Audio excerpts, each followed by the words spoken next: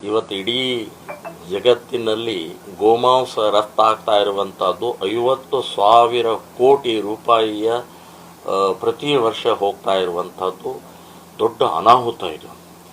ಒಂದು ಕಡೆಗೆ ಗೋಮಾತಾ ಅಂತ ಹೇಳಿ ಪೂಜೆ ಮಾಡುವುದು, ಗೋಮಾತೆಯ ಬಗ್ಗೆ ಮಾತನಾಡುವಂಥದ್ದು, ಹಿಂದುತ್ವ ಬಗ್ಗೆ ಮಾತನಾಡುವಂಥದ್ದು, ಇನ್ನೊಂದು ಕಡೆಗೆ ಗೋಮಾಂಸ ರಫ್ತು ಮಾಡುವಂಥ ಪ್ರಕ್ರಿಯೆ ನಡೀತಾ ಇರುವಂಥದ್ದು ಕೂಡ ಸರಿಯಲ್ಲ.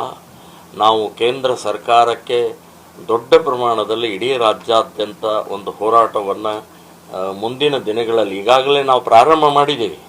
ಕೇಂದ್ರ ಸರ್ಕಾರಕ್ಕೆ ಬೇಡಿಕೆಯನ್ನಿಟ್ಟಿದ್ದೀವಿ. ಇನ್ನೊಂದು 2 ತಿಂಗಳಲ್ಲಿ ಮತ್ತೆ ಅದನ್ನು ಮುಂದುವರಿಸ್ತೀವಿ. ಜುಲೈ ಆಗಸ್ಟ್ ತಿಂಗಳಲ್ಲಿ ದೆಹಲಿಯಲ್ಲೇ 1,00,000 ಜನ ಸಾಧು ಸಂತರು ಅಮರಣ ಉಪವಾಸ ಇದರ ಸಲುವಾಗಿನೇ, ಈ ಬೇಡಿಕೆ ಸಲುವಾಗಿ ರಾಷ್ಟ್ರೀಯ ಪ್ರಾಣಿಯಾಗಿ ಘೋಷಣೆ ಮಾಡಬೇಕು, ಗೋಮಾಂಸ ರಫ್ತು ನಿಲ್ಲಿಸಬೇಕು ಮತ್ತು ರಾಷ್ಟ್ರ ಮಟ್ಟದಲ್ಲಿ ಗೋಹತ್ಯೆ ನಿಷೇಧ ಕಾನೂನು ಜಾರಿ ಮಾಡಬೇಕು.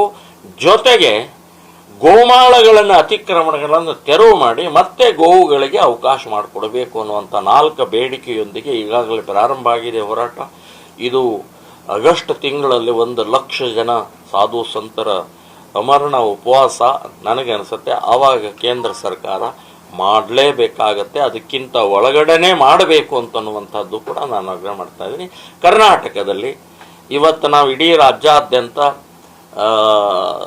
ಬರುವಂಥ ಬಕ್ರೀದ್ ಅಲ್ಲ ಹಬ್ಬ, ಬಕ್ರೀದ್ ಹಬ್ಬದ ನಿಮಿತ್ತವಾಗಿ ಈಗಾಗಲೇ ಸಾಕಷ್ಟು ಕಡೆ ಗೋವುಗಳನ್ನು ಸಂಗ್ರಹ ಮಾಡೋದು, ಗೋಮಾಂಸಗಳನ್ನು ಪ್ಯಾಕೇಜ್ ಮಾಡೋದು ಇದೆಲ್ಲ ನಡೀತಾ ಇರುವಂಥ ಸಂದರ್ಭದಲ್ಲಿ ಇವತ್ತು ನಾವು ಇಡೀ ರಾಜ್ಯಾದ್ಯಂತ ಶ್ರೀರಾಮ್ ಸೇನೆ ಸಂಘಟನೆಯಿಂದ DC ಅವರಿಗೆ ಮನವಿಯನ್ನು ಕೊಟ್ಟಿದ್ದೀವಿ. ದಾವಣಗೆರೆಯಲ್ಲೂ ಕೂಡ ಕೊಟ್ಟಿದ್ದಾರೆ.